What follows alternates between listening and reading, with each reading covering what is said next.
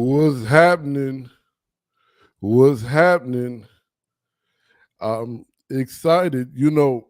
There is this new, fresh energy of the traditional Black music coming home, the roots. And today, my guest, Brei Carter, is one of those folks that is bringing it back home. And hey Janice, how you doing? She's a folklorist, ethnographer, and a traditional Black music lover, so she'd really appreciate this. So my guest today is Brei Carter. She's country singing, country songwriting. She's from Louisiana. Okay, and in Nashville, there's a lot that we got to talk about here. Hey, I'm ready. All right, so let's just start with Louisiana, right?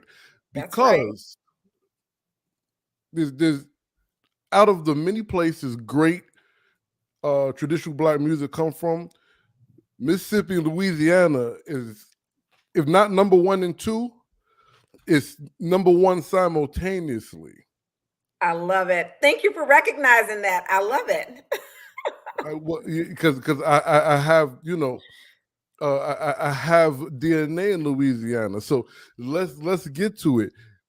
I know where you grew up, but share with us your humble beginnings in Louisiana. Yes, sir. I am originally from, I say Monroe, Louisiana, but it's actually a small town outside of Monroe, Louisiana called Sterlington. You know how you grow up in those small towns, and obviously you want to be from that next biggest town because no one can pinpoint where it is. But actually, I'm Right. from Sterlington, Louisiana, right outside of Monroe. Grew up there, grew up in the church. I grew up listening to country music. Actually, I grew up listening to all types of music.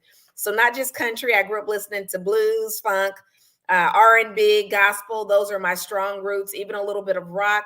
I grew up with a strong Christian family background, going to church every Sunday, been in church all day, going in the middle of the week. So just God was the basis of my foundation that I grew up with, and just that familial love and family just coming together, and music always centered around everything that we did. Whether it was church, whether it was there in my grandmother's kitchen, everyone singing, just the kumbaya, just coming together. Music is just so amazing. And I just knew someday that it just had to be a big part of my life.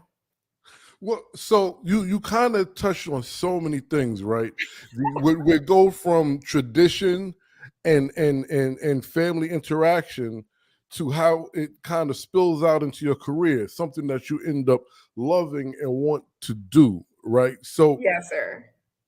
with the family, with the church, you were in the choir. I was in the choir. So when I say everyone in my family, I grew up at a church called Lone Star Missionary Baptist Church in Sterlington, Louisiana. And when I say the entire family, my grandmother was in the choir. My grandfather was a deacon. My mom was in the choir. My aunts, my cousin, everyone. So the weird thing is that when I was a little girl, although I was fearless, I like to think, I never truly found my voice until later on. I always wanted to do it, but I never truly found my voice until probably around 2012, 2014, when my biological father passed away. And it just really hit home just how precious life is, and how if God has given you a dream and it's something in you, you better go for it. Don't wait on it.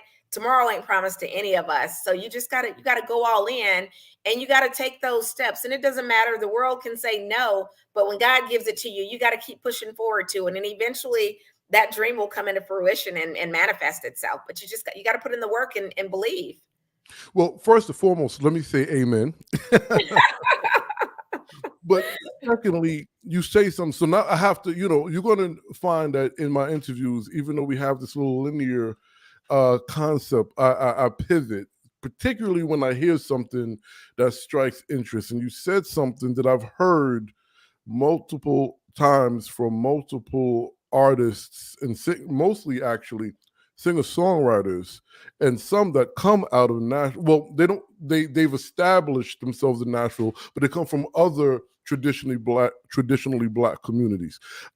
And you say something that I've heard them say: And I even understand finding your voice later in life. For sure. Now, you explained the inciting incident, but could you walk us through that finding your voice as an adult after having life experience? You know what, Lamont? That's a great question. So for me, I've been confident in life in so many other things, but not necessarily singing, because a part of me felt that I needed to sound like someone else, that people were expecting me to sound a certain way or be a certain way. But it wasn't until I learned to embrace my voice and my uniqueness and who I am and what I bring to the table that I was really able to thrive and to shine. And you just realize, you know what, you got music is I say music has no boundaries. You got something for everyone. You may be someone's favorite, but maybe not someone else's.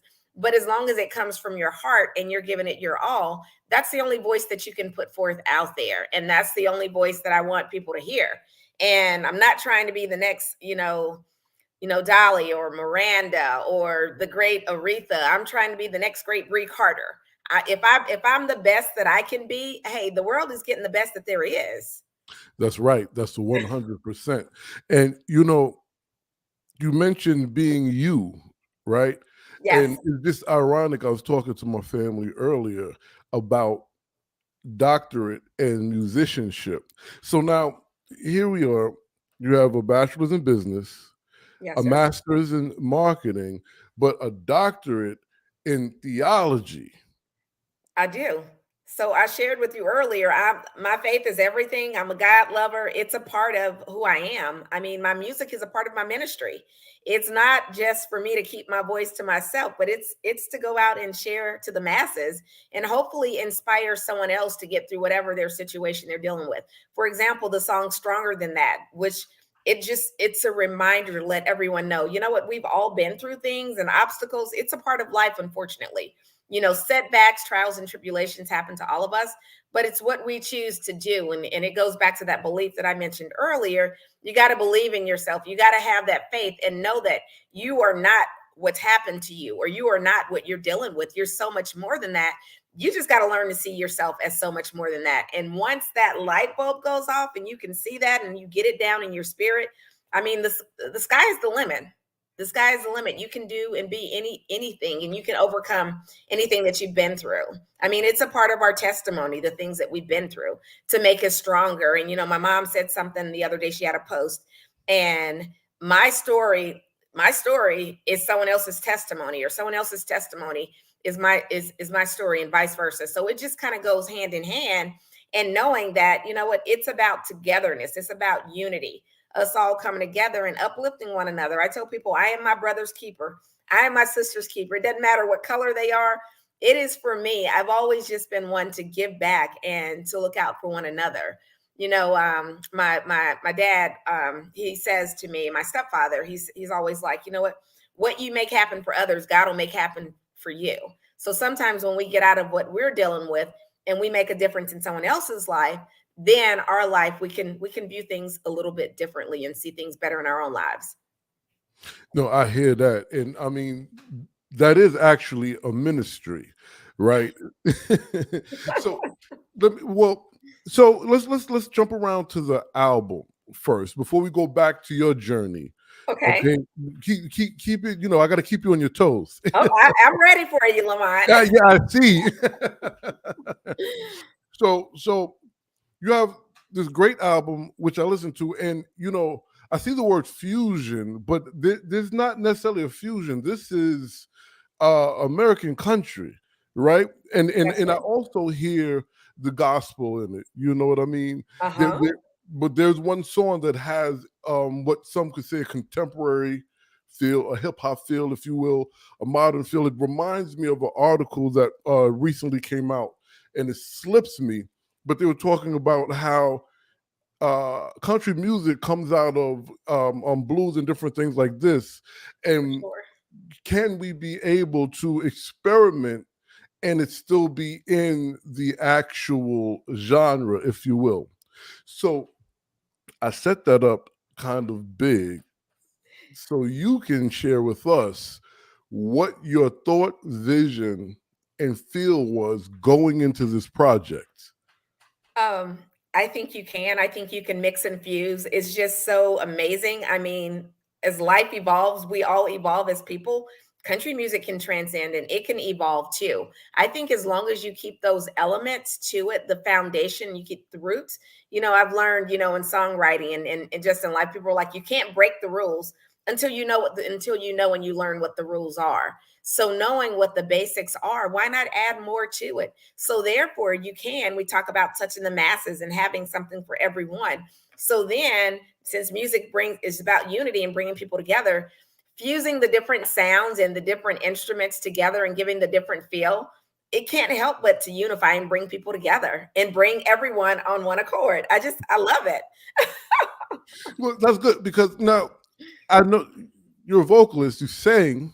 I know you sing because I heard you sing. But I saw some pictures of you with acoustic and electric guitars. So are you like sitting down singing and playing? Are you the quote unquote traditional singer songwriter? Yes and no. I don't think there's anything that's quote unquote traditional about me. I think I'm learning. I'm not an expert in guitar by no means, but I am truly learning. So the only way to get good at something, I learned something years ago. You don't if you stay ready, you don't have to get ready. So I'm preparing myself, but both electric with the electric guitar and the acoustic guitar. So someday I can get out there and get on stage and just tear it up. I'm not there yet, but I'm working on it. I'm a work in progress. That's all I can say. No, I hear you, and that's good. That's amazing. I want to bounce back because not only did you put the time in academically, not only did you put the time in spiritually and musically, but you served our country. Yes, United Talk States to us about Army. that. I loved it. I come from a family of military people. I've had uncles and my grandfather in the Navy and the Marines, the Air Force, the Navy, the Army. So across the board. So one summer it was amazing how this took place. I had a female cousin on my mom's side and a female cousin on my dad's side, and they were going in the military under a buddy system. And they were like, "You should come and join with us." And I was like, you know what? I probably should come and go. I just needed to do a reset in my life at this point in time. And I've always been adventurous. And I was just like, hoo, hoo. So just all of that. That is, and every time I talk about the Army, I get that hoo. It's ready to come out. And you know So, what? If I could do it all over again, I truly would. oh, The wow. one thing that I would say about, not just serving my country along other fellow men and women was the fact that when you're in the Army, everyone's the same. You're all green, whether you're light green or dark green. So just having the camaraderie and just seeing there being no boundaries with colors or anything like that, it just made a huge difference that I wish that could transcend into the world in day-to-day life more so. You know, that might be the fourth time that you alluded to that. So let's talk about it, Okay. right? In the military, you mentioned it just now. In theology, in scripture, in the cloth, you've mentioned it, and because one of the ongoing arguments outside of who's who and what's what is no one really said, well, I'm black or I'm white in the Bible, right? For It's sure. more bloodline or tribe. For sure. Um, and I kind of get the sense, but I still have to ask you this anyway.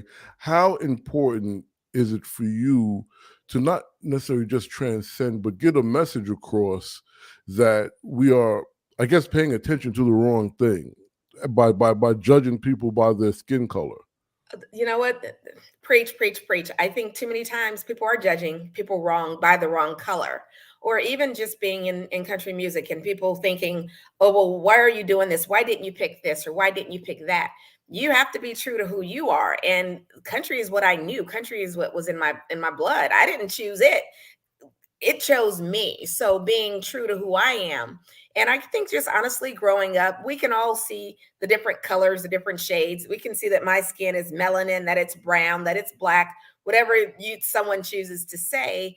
But the difference is that I grew up learning that it's not what's on the outside of someone, but it's what's on the inside. It's the content of their character. It's what their heart is like. It's who they are as an individual, because we all realize that in the end, all the only stuff on the outside, it'll fade away. but what's on the inside, the core, is what remains. And not only that, when we bleed, there's no red, there's no orange and green and yellow blood. It's all red. It's all bleed. We all bleed the same. So we are the same. So I think sometimes people pay too much focus, and I think people should give everyone an opportunity and let it be about love and opening their hearts and their mind.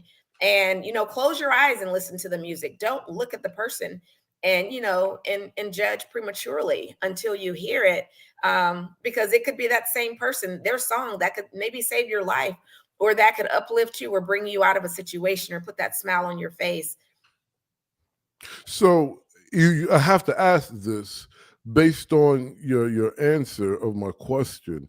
Did you receive pushback being a black woman, a melanated woman, doing country music? Which, if you noticed, I've made it a point to intentionally say it comes from black music, For sure. because I have to remind people, because a lot of people think, well, what is black people doing with our music? But have you right? Have you received pushback in any kind of disagreeable or negative feedback You doing? know what? I have, and that's another great question. I've received pushback.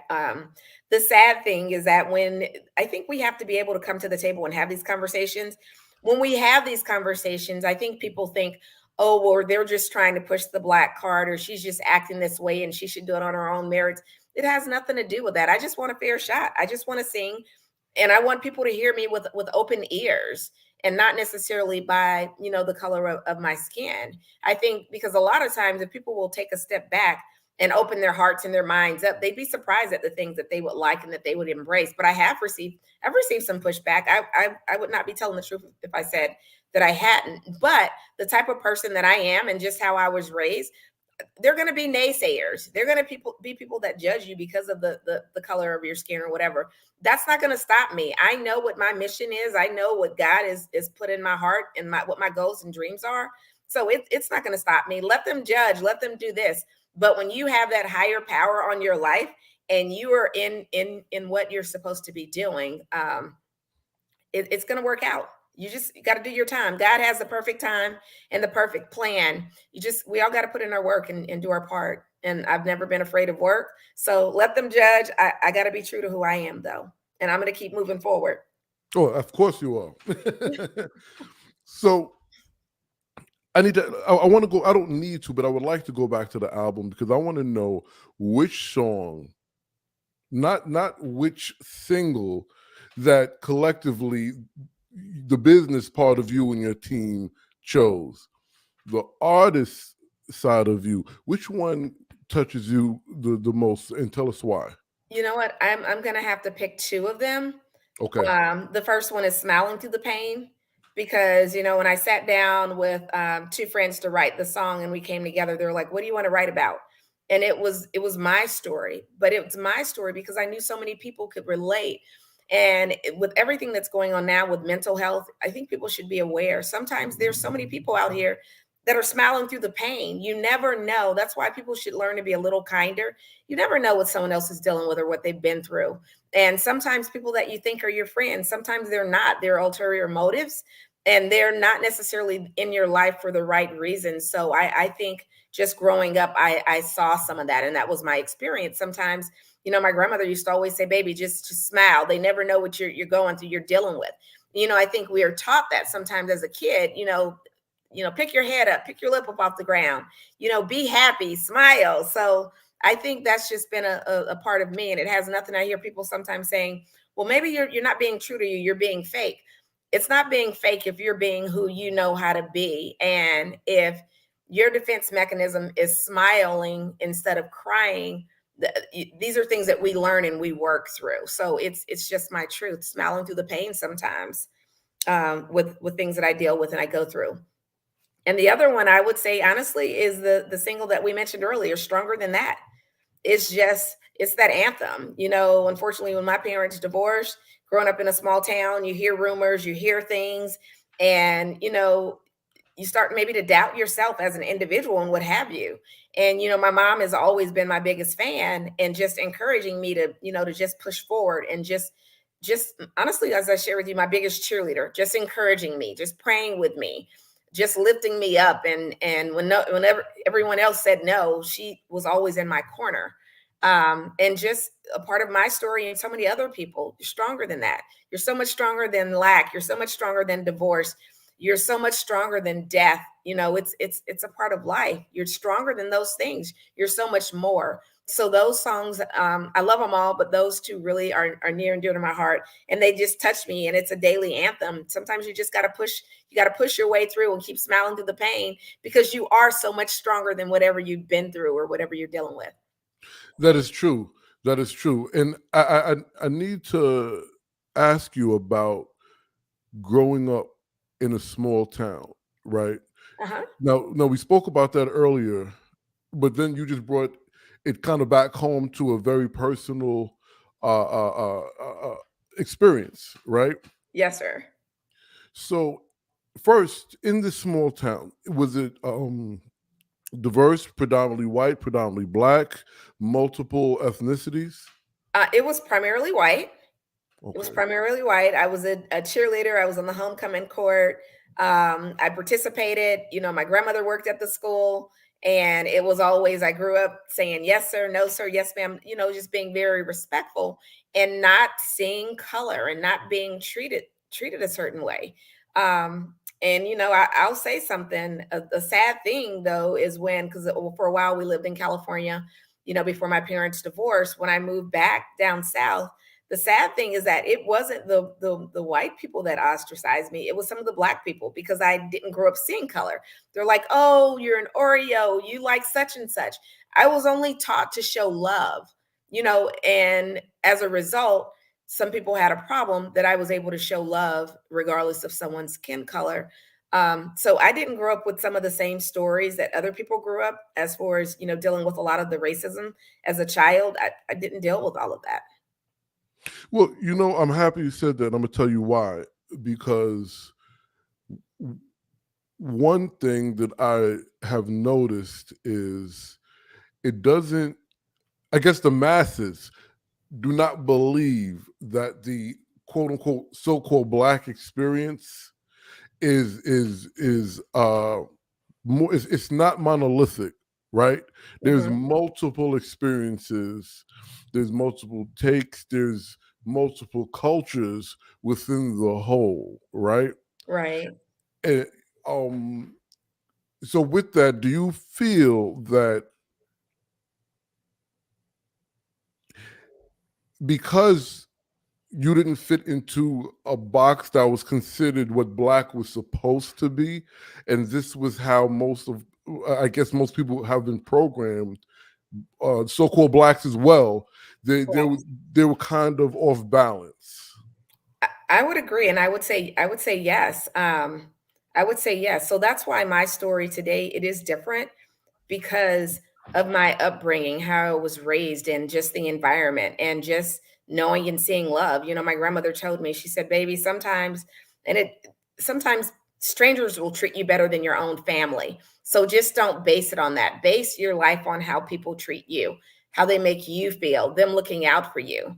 Because just because someone shares the same blood or shares the same color, it doesn't necessarily mean that they would have your best interest. So I've just tried to live my life as loving on people that want to love on me, and extending an olive branch across the masses, and letting people know that color shouldn't be a barrier to stop you from doing anything you want to do. And letting other people that look like me know that, hey, it doesn't matter if you look like me, you can do it too. You can Right. we can all do it. There's a place for us all. We're all unique and wonderfully made. We just have to be comfortable in our own skin, and learn to first celebrate our own selves before someone else can celebrate us. Right. So I guess the following question, because I've asked you if you got pushback from white audiences, what was and let me just put this in context, because not well, no, let me just ask you the question. Thank you. What was the response of black audiences to you doing country music? You know what? Surprisingly, so the pushback that I got about doing country music, it wasn't from the black audience. That pushback was from the white audience. But from the black audience, when they hear the music, a lot of them some of them aren't necessarily used to my sound or used to country. So they don't have the some of them don't have the experience with it, but then when they hear a little bit of it, I remember I did a show in Memphis a couple of weeks ago, and a guy, we were getting set up and selling CDs, and a guy passed by. He was just like, oh no, I don't like country, I don't do country. And one of my friends that was with me, she said, wait a minute, you ain't heard country. Maybe you hadn't heard the right country.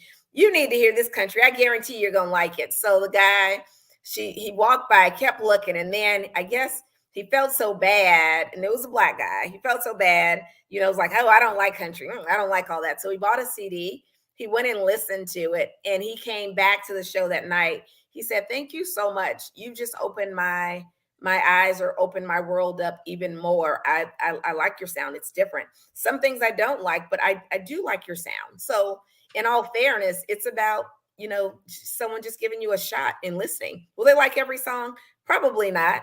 But what artist out there that someone loves every song?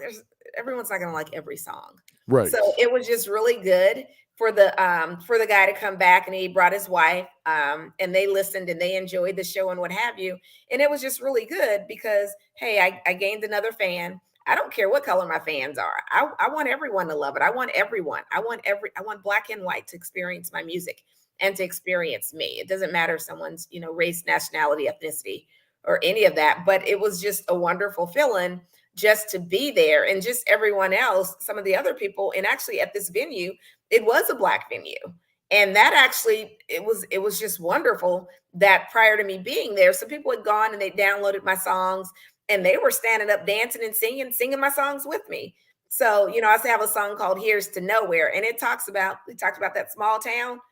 When you're a kid and you're in that small town, you're ready to leave. But once you're an adult, I dream of that small town daily, of being there, and just how wholesome it was. It doesn't mean that every day was perfect there, but I dream of being back to that small place where honestly life and things were so much simpler. And that's what I wanted to get to when I said let's talk about the small town, right? Because it seems, and correct me if I'm wrong, you've been able to face things and make the hurdles because of your life lessons and I guess teachings in this small town and community. Am I in the ballpark? You keep on, hey, about to knock it out. So with that being said, when and why did you go to Nashville? What inspired that move? um, when you want something in life and something is somewhere, you gotta, if you want something you've never had, you got to do something you've never done. You have to go to where you need to be to make it happen. And at the time, years ago, I realized Nashville, this is the country music mecca. So this is where, country music is. It's where it is. It's where things happen. At the stage with me starting out, where I needed to be, just learn some of the basics and the foundation. And hey, the great thing about Nashville, it is a big city, but it still has a small town feel. So that in itself, and just after being here for a while, I knew that this was the place where I needed to be. We have a question from the audience for you. Frosty Blueberry. Hey, Frosty Blueberry. How would you overcome stage fright for singing in front of people and audiences?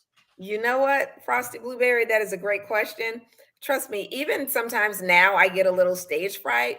I remember once having to get up in front of a huge audience, and literally I was just getting anxiety just hit me really bad. But I just honestly, I took a step back and I realized I've just put a whole lot of time and energy into this.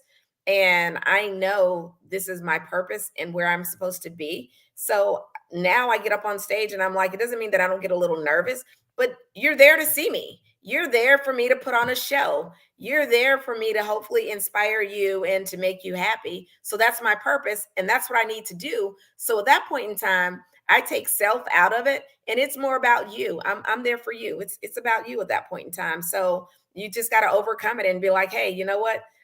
Good, bad, ugly. I got to get out there and give it my all because they're there to see me. So let's talk about that a bit because, well, first, as though you sang all your life, right?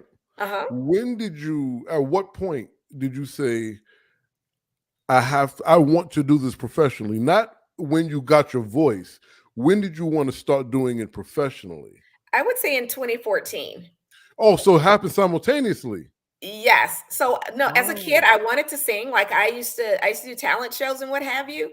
I still didn't truly have my voice. It sounded good, but I didn't have my voice and I didn't have the confidence. I used to do beauty pageants and what have you. I'd do monologue or I'd do dancing because I didn't have the confidence. But in 2014 is when it hit me. This is what you're supposed to be doing. So get out there and try it. At the time, I still had to work a full-time job because obviously I have to support myself. I'm an adult, I have responsibilities and I've never shied away from them. It's like, okay, this is what you want. You got to work for it. So at that point in time, I went all in to do it. I started making different changes and moves to actually make it a reality. Just through guidance and what have you, taking lessons, taking vocal lessons and what have you. This is the most powerful instrument I have, my voice. Just taking care of it and just wanting to get better and be better and working through my breathing and things like that. And I'm still not there. I still got a long way to go. Hey, but I'm up for the journey. I'm up for it. Well, again, I'm happy you bring this up because there is this misnomer, and it's usually perpetuated by marketing and the industry. And people kind of just wake up, roll out of bed one day, whether they're 2 years old or 40, and they sound like this. Right. But there's some things that you have to do to get to these points that You you have to do. continue doing to get better, right? You How do. important are those things? Rest is so important. Diet is so important. What you eat, what you drink, your lifestyle, it's so important. When you want to do something like singing, you got to make sure you're taking care of your body, and your voice is the most important thing that you can do, such as vocalizing, making sure. I mean, smoking is bad for singers, so it's little things like that, yelling and screaming. So watching some of those things, if I'm taking it serious, it's so important. I have to be very cognizant of these things. So, would you tell a upcoming vocalist and a seasoned vocalist that uh, lessons, training, and good health habits are significant in being a professional? Yes, sir. I would definitely say that. I would definitely say that hands down. I mean, anything worth having is worth working for and making sure you're taking care of yourself. That's just like a car. If you don't take care of your car, as pretty as it is and how great it looks and how it runs, it's not going to run forever. You got to make sure you do the maintenance. You got to change your oil. You got to put gas in it. There's things that you have to keep it clean. Those are same things that you do for your body, your rest and different things like that you do for your voice. So I want to talk about vocal phrasing, style, and technique. Particularly listening to your album, I was wondering where and how did you make some of these choices for some of these phrases that you were doing, some of these nice harmonious drawls. Where was this coming from? You know what? It comes from it honestly, it comes from training. And the other thing too is the vocal coach or the producers that I work with, everyone is so different. That's why this album is fused together and it's so different in so many different sounds, and that's why they say it's a little eclectic. Is because I've worked with producers from Nashville, from Clarksville to Atlanta, from St. Louis, Missouri. So across the board, everyone hears something different. So I think you guys still hadn't heard the best of me yet. So there's still so much that's going to be coming out. I mean, like my new single for the Good Times, it was a remake initially. Chris Christopherson wrote it and he did it, but then Ray Price made it a number one hit. And then later Al Green made it a great hit for the Good Times. So that song, my rendition of it, it is more back to the traditional, the Ray Price, but you're going to hear different things vocally that you haven't heard before. So it's the wonderful thing is just like mentioned earlier, evolving, like the world life evolves. My voice is evolving more and more and just getting better and better. So Is there a blues album in the near future? I think you'll hear some blues undertones. You'll hear the bluesiness of it because it's still part of my roots. So the roots kind of come out, they come together. I don't necessarily know that there will be a true blues album out there, but I do have you will hear some bluesy things in some of my music for sure.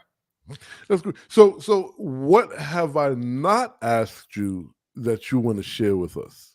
Hey, you guys go and download, stream, buy the album, listen to me, love, like, support me. Hey, I'm just like you. I'm a hard worker trying to make it, trying to motivate and encourage people out there because, hey, life gets hard sometimes. And you're not in it alone, just like I know I'm not. It's Brei Carter, BreiCarter. Brei Carter, look for me. And God bless you all. Yeah, yeah. Well, on that note, first let me put up here where they can find you, and then I'll put your website up here. What what message? What do you want the audience to receive from Bree when they hear your music and your singing? When people hear Bree Carter, I want you to know that it's real. It may be a little raw. It's authentic. It's who I am, and everything that I do, it comes from the heart. And like I share with you, my music is not just about me. My music is about you. My music is for the masses, and hopefully, there's something in the message.